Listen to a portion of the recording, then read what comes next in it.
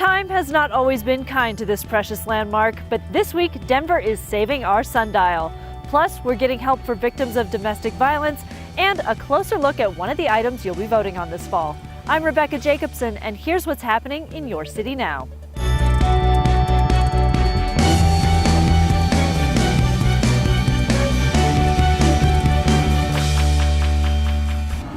I'm going to ask you all if you would join with me for a moment of silence for those who have been and who are victims of domestic violence.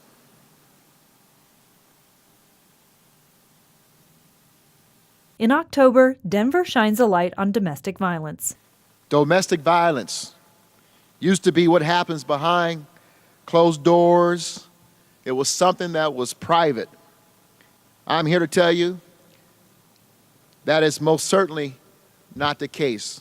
Mayor Hancock, in cooperation with the Denver Police Department, held a press conference to announce Denver's commitment to help victims of domestic violence. We ask that on this day, October 1, the month that's dedicated to raising awareness, that we share with survivors, that we get them the help, that we connect them with the nonprofits, with the Rose Andom Center, and with our team, because we are here to help. Cecilia Dunn shared her personal experience as a domestic abuse survivor and how the Rose Andom Center was there to help. They helped me in every possible aspect you can imagine, from counseling to housing to encouragement, support, uplifting, letting you know you're not alone. If you need help, please contact the Rose Andom Center to find safety, support, and services. Denver's polar bear are taking a break. 18-year-old Lee and 16-year-old Cranberry are heading out into the world for a little adventure. With only 44 polar bears living in North American zoos, the Association of Zoos and Aquariums Species Survival Plan has recommended splitting the pair up in hopes of producing more cubs of this endangered species. Denver Zoo officials are committed to welcoming polar bears again in the future, but for now, the polar bear exhibit is being adapted for another bear pair, Denver's two grizzlies, Kootenai and Tundra. Find out more online at denverzoo.org. A hilltop neighborhood landmark has been saved and rehabilitated, just in the nick of time. Denver Park officials and neighborhood activists unveiled a refurbished sundial in Cranmer Park. We want future generations to be able to experience the magic of this beautiful, unique plaza and sundial, a timeless centerpiece of Cranmer Park, pun intended. In 1965, vandals marred the sandstone plaza and sculpture with dynamite.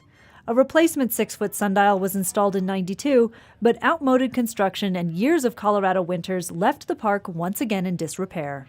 And I'm so happy that we have our plaza back and better than ever. Thanks. Denver Parks and Rec and community members worked together to raise funds for the badly damaged public space. And now the entire plaza has been reconstructed with modern drainage and techniques, and a fully restored sundial. As we mentioned last week, voters will be deciding on a whopping 22 ballot issues this fall for the November election. 8 of these are city issues, including Initiated Ordinance 302, Healthy Foods for Denver's Kids. This measure would provide healthy food and food-based education to Denver's kids, primarily low-income and at-risk youth. It would increase the Denver sales and use tax rate 0.08%, which is about a penny on a $10 purchase. This is a 10-year program beginning January 1st, 2019 and running through 2029. A Denver Food Commission would be established with 13 commissioners to appropriate the funds. The tax would raise over $11 million annually. You can watch our Denver Decides programming, including forums, candidate introductions, and, coming soon, a ballot show with pros and cons on Denver 8 TV and at denverdecides.org. You can also learn more about ballot issues at denvervotes.org. Enjoy a day of fall activities at the Pumpkin Festival at Chatfield Farms Botanic Gardens. Ticket price includes access to the 10-acre pumpkin patch and family activities. Pumpkin prices vary by size. For more information, visit botanicgardens.org. You can catch a new episode of Your City Now at this time every Friday.